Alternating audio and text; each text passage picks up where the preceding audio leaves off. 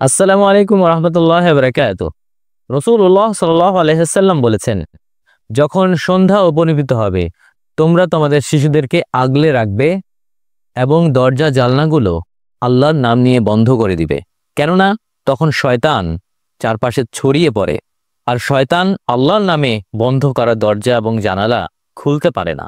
আর তোমরা তোমাদের পানপাত্রগুলো বিসমিল্লাহ বলে ঢেকে রাখবে, আর তোমাদের থালা বাসনগুলোও ঢেকে রাখবে।